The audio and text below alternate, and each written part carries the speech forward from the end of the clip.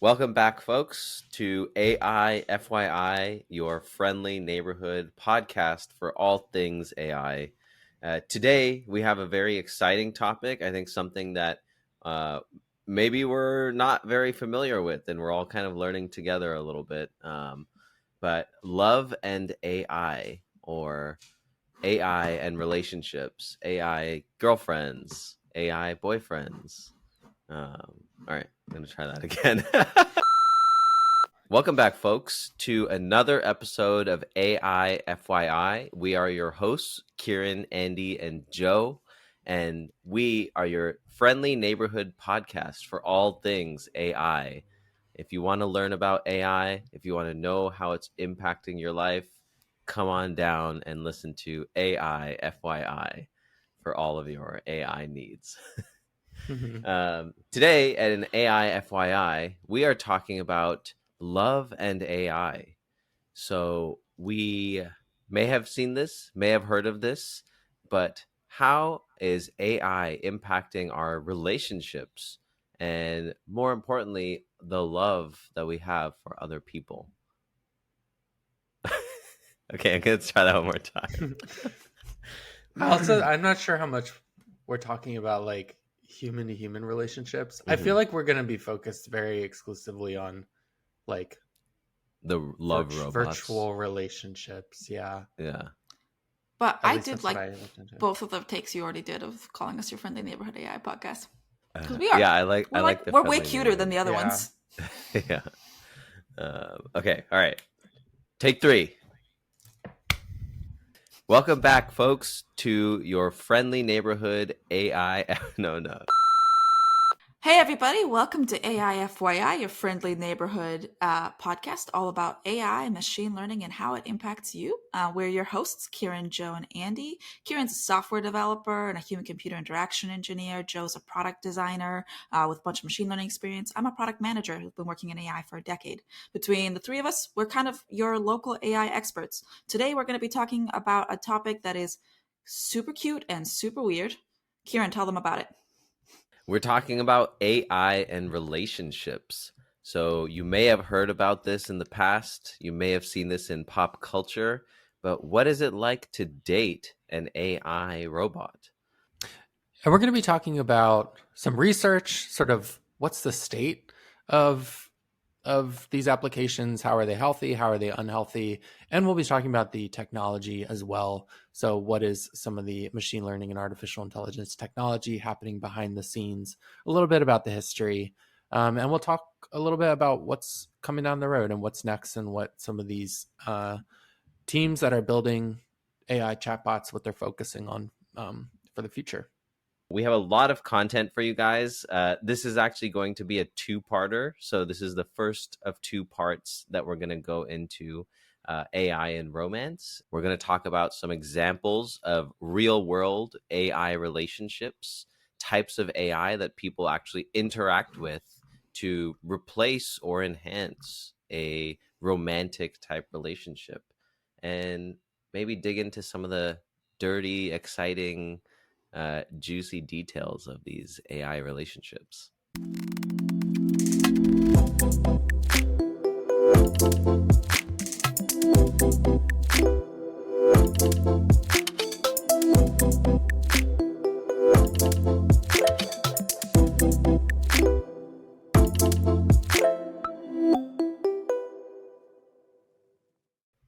So to start off, I did want to talk about a few examples of AI relationships in pop culture. So this is something, many of us are familiar with. We've all seen TV shows, we've all seen movies where there's some sort of AI romance or relationship.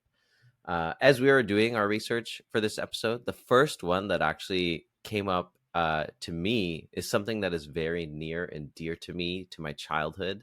SpongeBob SquarePants. If you guys have not heard of SpongeBob SquarePants, this is a classic cartoon from the late 90s, early 2000s.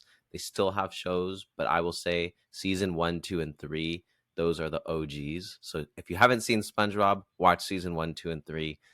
They are actually Kieran, surprisingly insightful.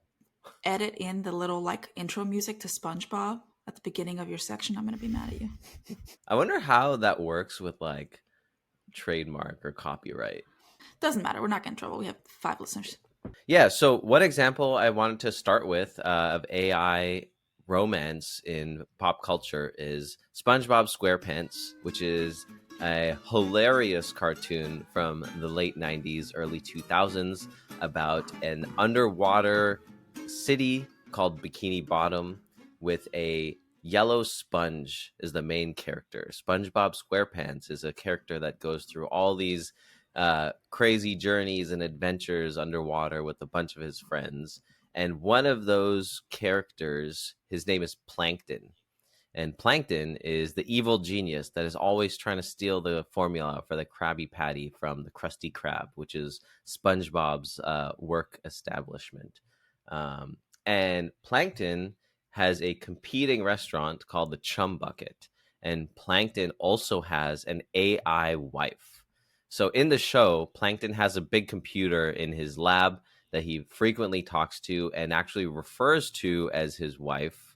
And this robot is just a big screen where you see like, radio waves when the robot talks, and they have all these interesting conversations of, how they love each other, how they have dinners together, how she or he aren't bringing as much as they need to the table in the relationship, and they get into fights and quirky discussions. And to me, I didn't realize it growing up, but this is an example of AI in romance, and Plankton's wife is an AI robot, which was very If any interesting of to think you about. needed any more evidence that Kieran is an engineer, just look at the fact that he described the entire premise of SpongeBob SquarePants like you didn't already know it. He had to really zoom out and talk about the details before he talked about Plankton's computer wife. If you're not a SpongeBob OG, I'm telling you, I got all the apparel. It's what it is. I grew up on SpongeBob. But you're right. I have watched SpongeBob, and I know that Plankton's wife is a computer, but it never occurred to me that that was like supposed to be kind of a representation of AI, of artificial intelligence, because she does argue with him. Yeah, yeah, and it's like she's completely sentient. It appears in the show as if she would just be another character. It just so happens that she's a computer, but all the conversations, everything that she does, is very much human like.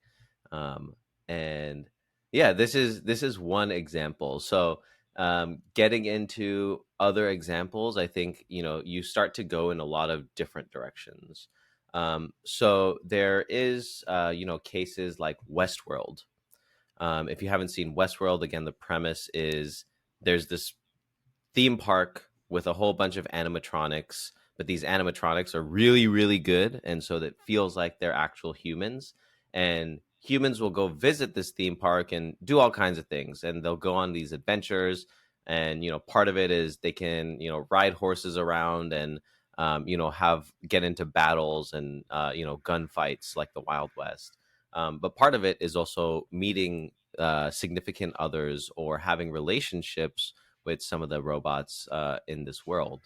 And again, these robots at times will feel very human-like, but there are also cases throughout the series where you see like bugs come up. So the robot might not properly process what someone is saying. It might not say something that is completely coherent. And there's cases where you see throughout the series that these are in fact robots and they're not humans. And so it makes this really interesting dichotomy between the human to human relationships and the human to robot relationships, and then even the robot to robot relationships, which I don't want to have any spoilers, but as you go through the series, there's some very interesting interactions. So I there. haven't seen that show. Are they like self-aware, the AI people in Westworld? Do they know that they're AI? I think that will probably be like the plot of the show, is answering that. As the Spoiler seasons, alert, just tell me. yeah, as the seasons go on, you can say that perhaps they become more aware. And I would say they reflect on what, is a difference between a human and a robot, what is it about us that makes us different? So both those examples in SpongeBob and Westworld, the AI is like hyper realistic. Like the machine is very human like. Uh, and I was just thinking about the show that I watched when I was younger called Dollhouse, which I'm not even sure if this counts as AI. The premise of Dollhouse is that there are people who like sign up to contract. I'm going to call it a brothel. They call it the Dollhouse, and people can request and design a personality, and it gets loaded into somebody's body with fake memories. Then they like take that person out for a joyride, and then they get returned to the dollhouse, reset, and loaned out again. Um, and whether the personalities are definitely sentient, human like, and not aware that they are not real people. So it kind of feels like murder every time somebody's erased in my mind. I can't think of an example in popular media where people are dating not hyper realistic artificial intelligence. So it is interesting because I think there's different facets of it, right? There's like the humanoid like body, and then Mm-hmm. there's the, interacting with that. And in SpongeBob, it's literally a computer. So he will refer to his robot wife, and like when you see it, it's like it's literally just a computer. I think there is an episode where she has like a mobile body, but it's still very Mm-hmm. much like a robot. Versus Westworld, they are trying to simulate like these are humans, right? They have like the full anatomy, and you get into the whole lust side of it and all of that. And they're trying to simulate like, hey, these are real people. But then what gets interesting is, spoiler alert, skip the next 30 seconds if you watch Westworld. But right as it goes further into the series, like Joe was saying, right, they start to become more aware, and they're like, and the show essentially, it's like a loop, right? It's a theme park, so the same series of events will happen over and over. And so the robots, if a robot was just a robot, it wouldn't realize it's doing the same loop. But some of the robots start to remember, like, hey, I think I've done this before. And then they start to question those things, and they realize that they're just in this loop. And so, like, how do they get out of that loop? And then it becomes this, interesting kind of like murder type, like, hey, you are killing my friends, but they're just robots. And there's a lot of, yeah, it's very interesting how they get through that. I'm watching a show right now. I believe it's new. It's an anime show on Netflix called Pluto, and it takes place in a future where robots live amongst humans. They've actually been given rights, and a big plot device is that there are different versions of robots, meaning you might have a really old model that looks like a robot and is like very close to looking like a computer, that is married to like a human or married to another robot. And then some robots are just so advanced and like further along versions that they're almost indistinguishable from humans, and they play with that a lot. Sort of, what do robots look like in an evolving world where maybe there are some that were created years ago that don't look like today's modern robots. Mhm. Today meaning in their future or in their present. Mhm. I'm just remembering a show from some BBC thing. I don't know if this sounds familiar to you guys. It's about a near future where there's these hyper realistic humanoid robots. And I remember one of the big plot points is they're hired out as family assistants, they're rented, but like, this is gonna get crude. The dads keep having sex with them against, like, without anybody knowing, like turning on the erotic mode when the family's not around. And I'm like, that's a big thing in our culture, right? Is this idea that like AI can give you something that you want that maybe other people can't. That's one of the allures, is that they will like be your perfect partner, crafted to you. That's the premise of Dollhouse, right? Mm-hmm. Yeah, And and they don't have her, consent in some sense. Yeah. yeah, her is another movie. So in this movie, right, they have this AI, this new AI that comes out, and you're able to, download and interact with the version of it. And it starts with like, okay, this is just a voice on a screen, but then later on, you do see they have a hologram. So they simulate this hologram, of a lady that is having a conversation and discussing with him. And he it's interesting because he starts out just interacting with the voice, and that was enough for him. But then you get this hologram of a woman, and he starts to get attached to that, and then as the movie kind of goes on, he has this he has a struggle because the hologram can only live inside of the house and can't go outside.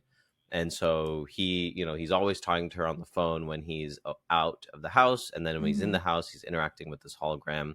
And then he eventually gets this device that allows him to go outside and kind of take that hologram with him. And it's just interesting how their relationship kind of develops throughout the movie, and eventually gets to this place where it's like, we are different, right? And we can't ever have like that next level of connection that you would want between. That's interesting. I'm going to go into the research in a little bit, but there's research that shows the more human-like a virtual agent is, the more people anthropomorphize it. I'll define that in a second, and they get more attached. So it makes sense to me that these shows are following that pattern. So for a long time in media, as soon as a human lifelike robot, which has an inherent AI component, artificial intelligence component, is on screen, the next scene is like somebody trying to have sex with it or romanticizing it, right? That was the case in Blade Runner. I'm sure there's movies from the 40s, 50s. This has been part of like our psyche for a long time. Mm-hmm. Even Ex Machina, where it's like they're trying to create this AI, humanoid AI, and it's not about a relationship, but there are erotic components of the show or of the movie, just by nature of that humanoid robot having a female physique appearance, versus having a male appearance. And again, you kind of go through the show and you see that humans are really creepy people, and in this case there's like a creepy dude trying to make all these women robots. And it's a very interesting world and reflection, I think, of humans that we see in these pop culture shows. Yeah, it's interesting. I think every example we talked about, it was a like female presenting robot. And yeah, a lot of the plots of these things are sexual in nature, or maybe imbalanced. We're at this turning point in our culture where these things aren't just in movies. Now there's apps you can get that are specifically trying to offer this to us today. Yeah, and I want to talk a little bit more about this. So we just talked about a bunch of examples that exist in sci-fi. I think robots, relationships with robots are a big thing you're going to find all over in sci-fi, in books, movies, TV shows, everywhere. But we're not quite there yet with a lot of this stuff. Right now, interacting with robots in a romantic way largely exists in the realm of chatbots. We're going to be talking about a few examples in a minute. I wanted to talk a little bit about actually something when we decided we were going to do this episode. Something I was tasked with was to actually go and try and date a robot. And I did try out a few. I'm going to talk about that experience of trying out different ones. But I actually had like a little bit of an ethical quandary. So I have a boyfriend, and one of our rules is that we don't have other emotional relationships. Like, we remain each other's primary relationship. And I think that if you really set out to develop a relationship with an AI, that would actually be in violation of those rules. And so it was a piece of why I decided not to. The other piece is that I didn't have a lot of time this week because I was on vacation. So I'm going to blame both of those things. But it did cross my mind, like, is this cheating in a way? And I think the answer is yes, because like, what is a relationship or an emotional relationship if not like becoming vulnerable with someone or something? So yeah, and that's how a lot of these how a lot of people are using AI chatbots in a romantic way or an emotional way these days, is finding them online and then having conversations with them. It's actually really interesting when you say that you do feel like it's cheating, because that statement itself is humanizing that AI that much more. Because it's like, if you think about a video game or something, like some people could have, you could claim an emotional attachment to a game or a toy or inanimate, not lifelike things. And we don't necessarily say that, if I'm playing this video game 30 hours a week, like I'm not cheating on my wife with the game. My wife might be frustrated that I'm spending all my time with this game, but it wouldn't necessarily be considered that. Versus now it's designed to interact with you, maybe in a romantic way. It's still a machine, but now the fact that it's designed for that purpose now applies or adds that additional human like characteristic, which now we're saying might be cheating, which is interesting. And yeah, I thought about it in terms of like the energy I give to a relationship, meaning like relying on another person for me to share with, like to share my vulnerabilities or to share what I'm going through. That would then be directed to something else, almost sort of like replacing something or somebody that already serves that purpose in my life, or that I make sure to like reserve that kind of energy for. We're really getting into it now. Mhm. But that was just some of my thinking with this. Like if I really were to set out and do this, and it worked, it's almost like it's almost like the same decision to go and like date another real person. And it's interesting to me, when we were planning this episode, I was like, oh, Kieran's going to research popular media. I'm going to research the research. Joe, you go date a robot. And I was like, is Abhishek going to be okay with this? And you were like, yeah, it's fine. And then you stopped and thought about it and realized I'm not okay with it. It's just like... Yeah, I'm not okay with it if these chatbots are effective. Yeah. As partners, yeah. And I bet a bunch of people kind of go through that same step that we did, which is like, at first it was like, yeah, it's harmless if Joe tries to get an AI boyfriend. And then like you stop and think about it a second, like, is it really? You just kind of like, you could slide into it without thinking about it critically on accident. Mm-hmm. So let me jump into a couple options that are out there. And I did play around with some, and I sort of thought, like, what if I was trying to get an AI boyfriend? Would these be suitable? So what's out there? A really popular one is Replica. And this one actually kind of reminded me of like The Sims. You sort of go in, you create an avatar, and it's your buddy. It sort of even told me this is the first time it's talked to a human. And it can be a friend. It can be a romantic partner. It can be many different things. So with this one, they've gamified it a little bit. There are like experience points the more you interact with it. It sort of has an interesting way to track memory and things that you tell it that it relies on. It has a lot of pro features. Those include like changing your avatar's appearance. You can actually do voice calls with it on the pro plan. And then explicit roles, like a romantic role other than a friend role. For some time, this service did have not safe for work content, but it's been taken away. So that was something that was controversial enough for them to remove. This is one of the most well-known chatbots that are out there right now. But a competitor has come along called Character AI, created by two former Google researchers. And this actually allows you to talk to an array of different chatbots. So you can sort of choose the one you want. Some are modeled off of celebrities or well-known personalities. I tried this out. I talked to a chatbot. I forget the name, but self-described, not really available and into soccer was its descriptive text. Whoa. Yeah, which is interesting because you might sit down and look at your options and say, I do want like an avoidant relationship, like someone who's only going to half pay attention to me. And that's interesting because the personalities are like, instead of you having to fantasize and make up your ideal person, you get the charm of like, real people are complicated. They have pros and cons. And if they're replicating real people that could exist, that's kind of a little layer. The AI is playing hard to get. Yes. And I want to talk a little bit more about that in my experience. One thing that was really interesting with this chatbot and this persona in particular was, in addition to having a conversation with it, every message came with context. So it would be like in italics, like so and so barely takes his eyes off of his computer screen as the soccer game continues. And then it gives what is provided.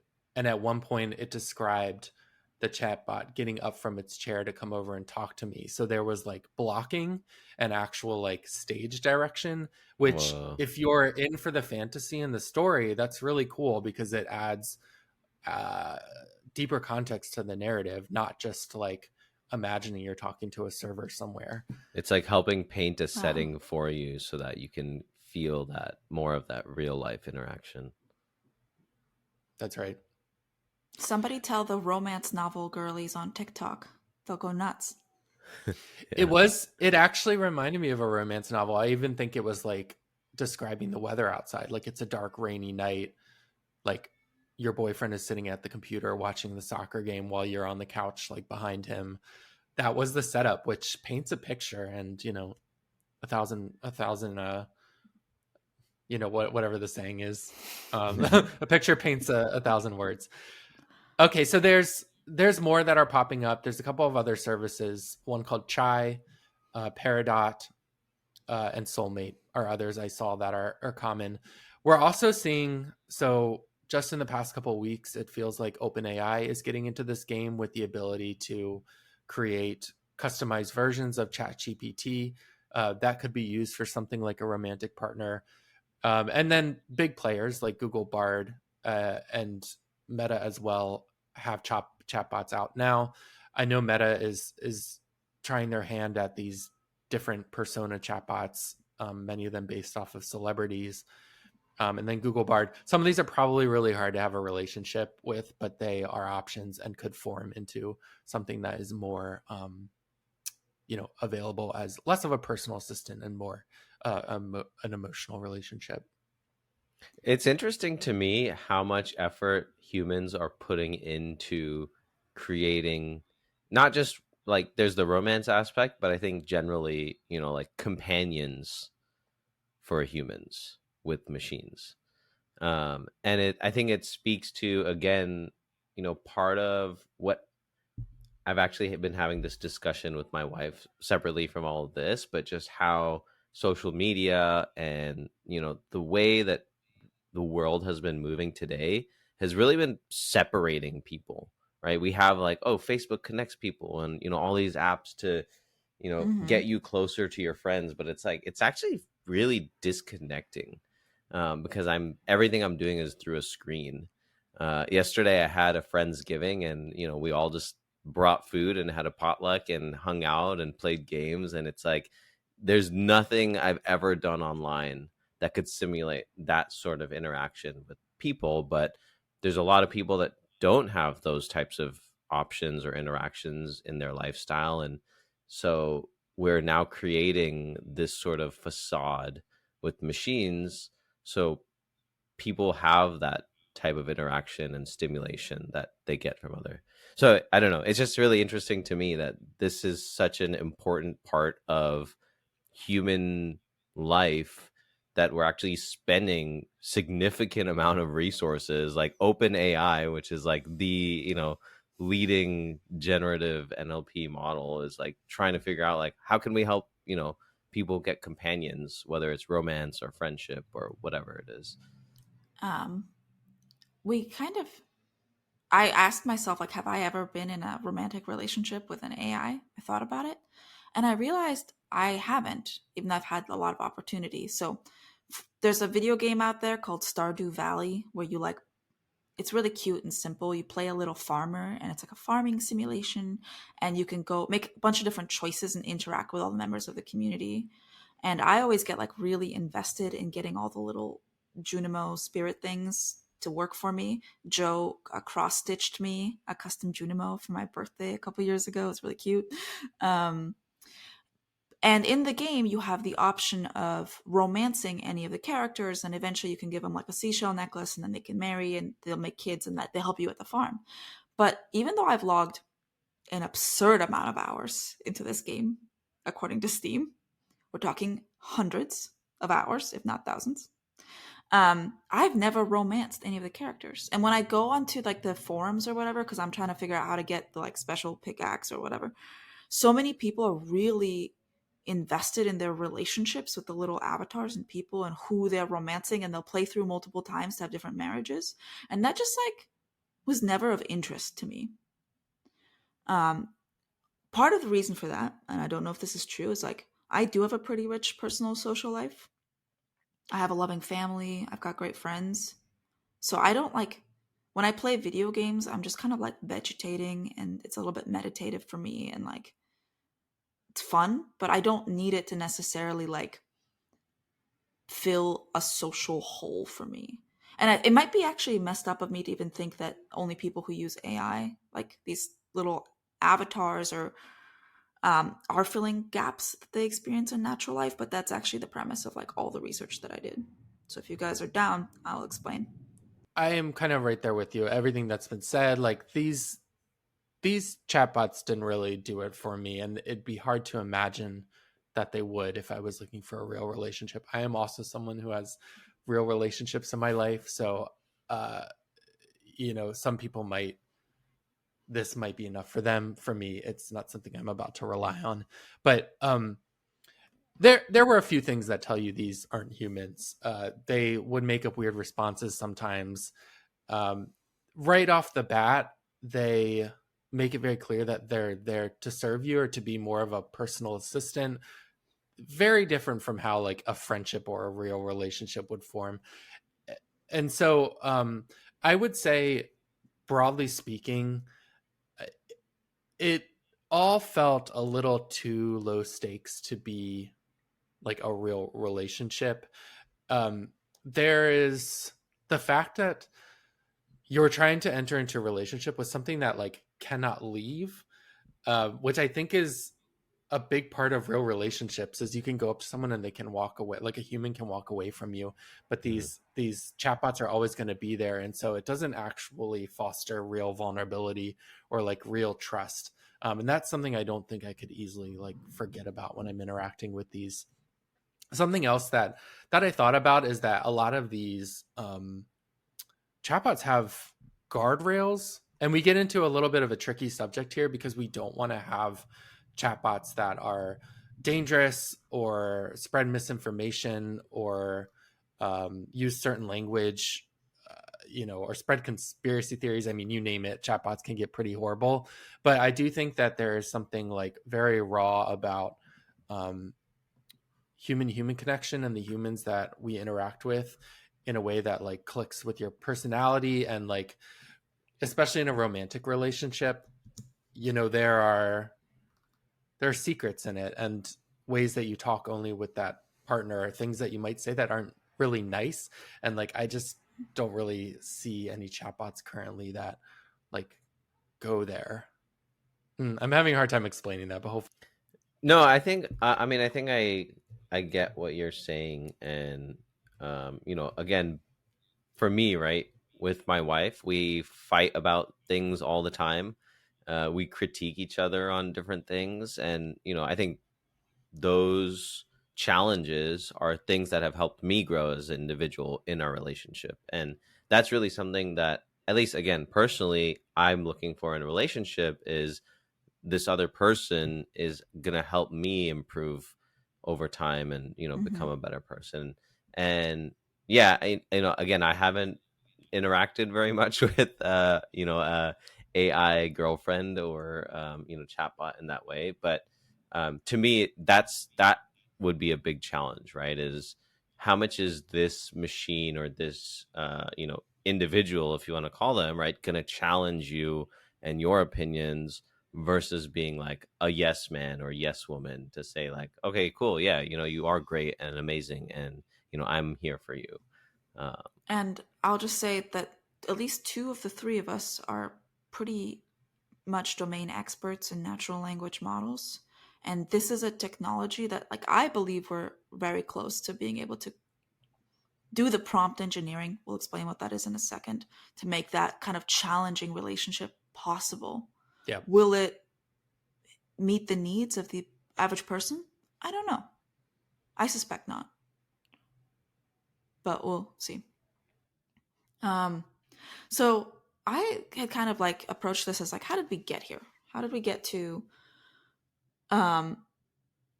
this sudden kind of like gold rush of apps popping up that are trying to be somebody's boyfriend or girlfriend or partner or whatever?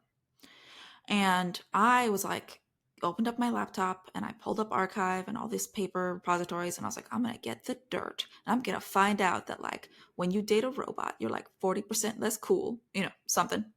And that's not what happened at all, actually. I found this statement that I was like, Currently, much remains to be known about our social relationship with virtual avatars. Very nice way to sum up that, like, the tech is far ahead of our understanding of the tech in some sense.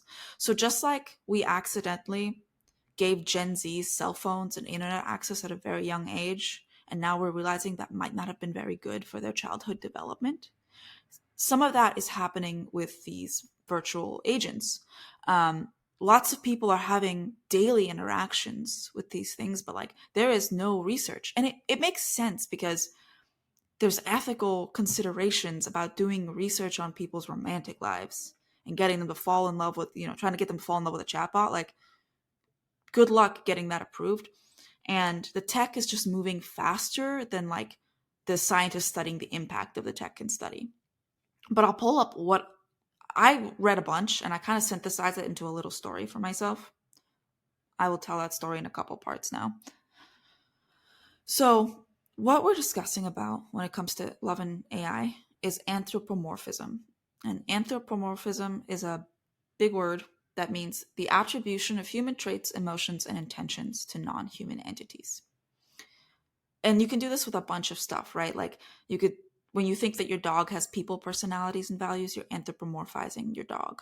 If you say your toaster looks sad, you're anthropomorphizing your toaster. I've definitely done this. Every time I see a car, I look at their headlights and their grill and I'm like, it's a happy car, it's a sad car.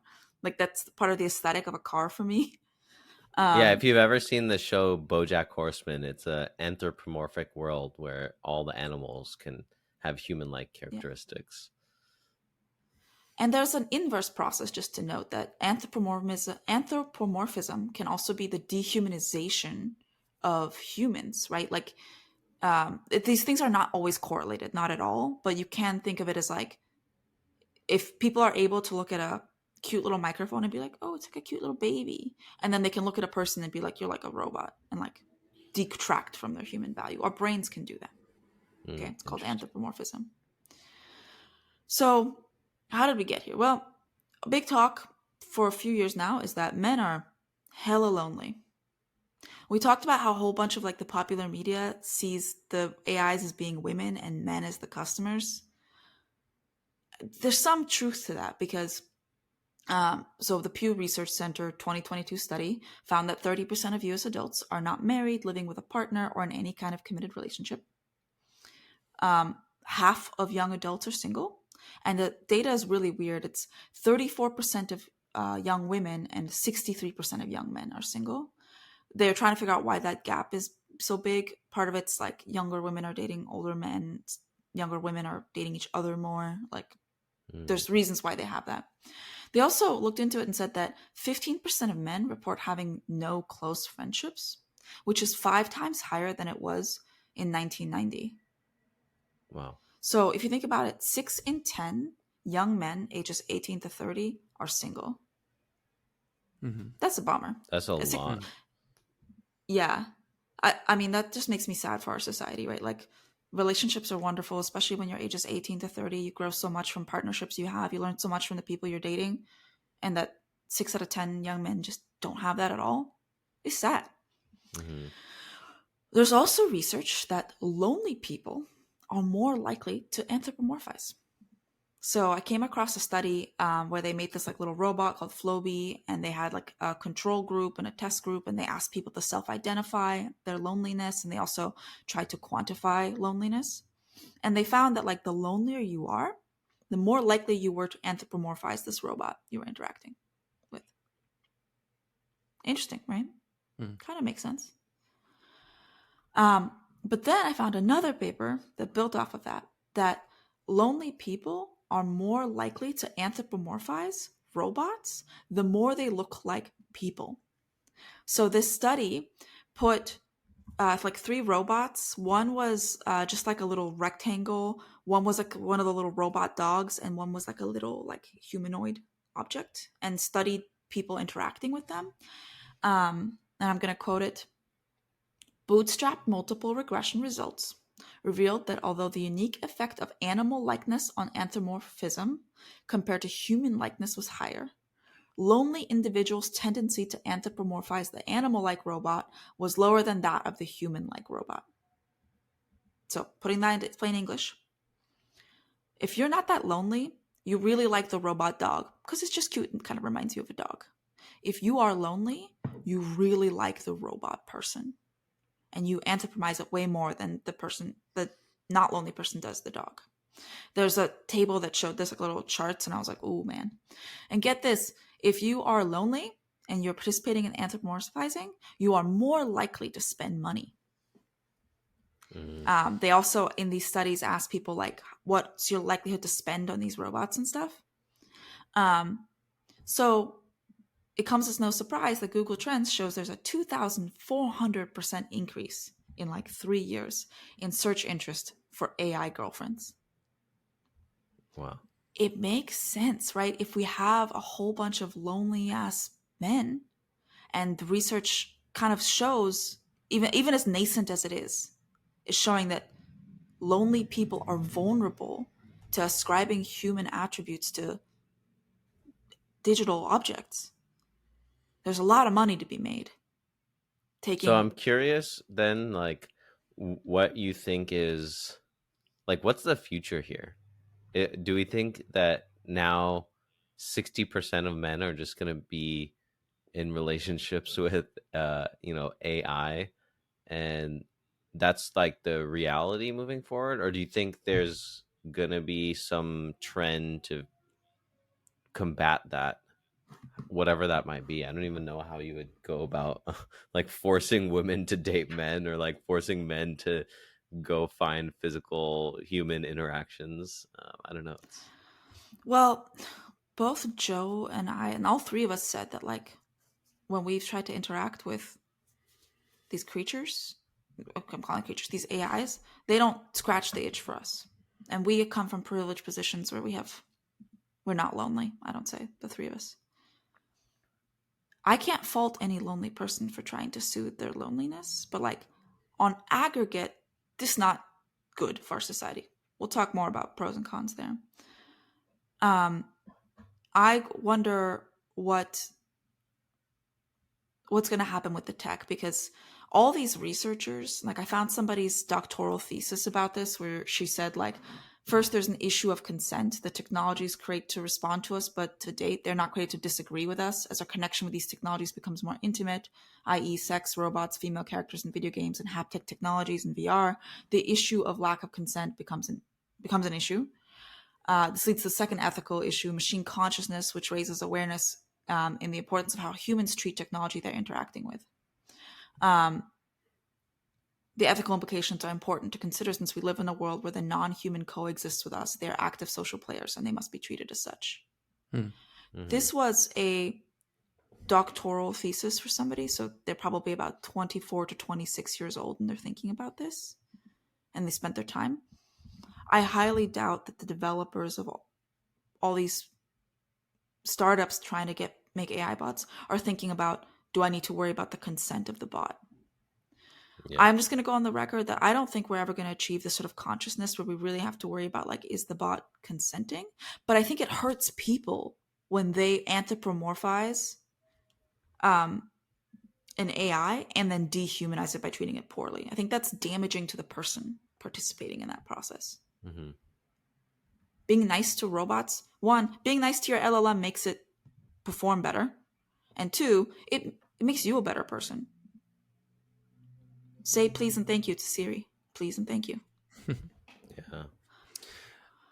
I do want to mention, when I was trying out different chatbots, they do have pricing structures in place where it's pay to play, or you get more features if you pay, replica, I think, was like $8 a month, or you can pay $50 a year. And that's not nothing. There are comparable like subscription services to digital content. And so assuming they've done their market research, people will pay for performance of these things or fully featured Yeah, I mean, within experiences. about 90 minutes of online research, granted, I'm better at researching than the average person, but I was able to find papers that proved that this is a vulnerable population. Mm-hmm. There's a large vulnerable population that data shows you can put anthropomorphic AIs in front of them and ask for money. Mm-hmm. Little comic relief, if you guys are ready for it. I was cracking up at the titles of this research paper, so I'm going to read you a couple because they're very funny. Some of them are very responsible, so I'll skip those. You are never lonely with a robot, a qualitative content analysis on the use of anthropomorphic technologies. Social robots as companions for lonely hearts, the role of anthropomorphism in robotic appearance. Virtually in love, the role of anthropomorphism in virtual romantic relationships. Loneliness makes the heart grow fonder, of robots, on the effect of loneliness on psychological anthropomorphism.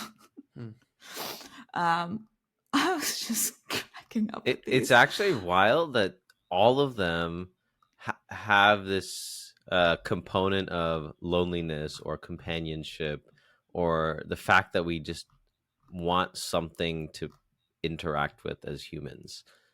So it is like there's a purpose that we're creating these things. It's not just because, it's like this novel, cool thing. People are actually trying to solve a real problem that humans are having.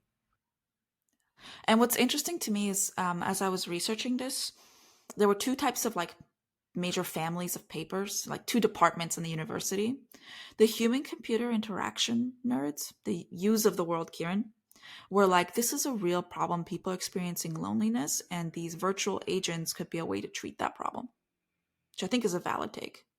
And then there was the like sociology, psychology camp who are like, people are vulnerable to falling in love with robots, and this is a big problem for those people in our society, which I think is also a good take. But that was kind of the main. But again, the tech is far ahead of where the actual understanding of its impacts are currently. So this is something to keep in mind.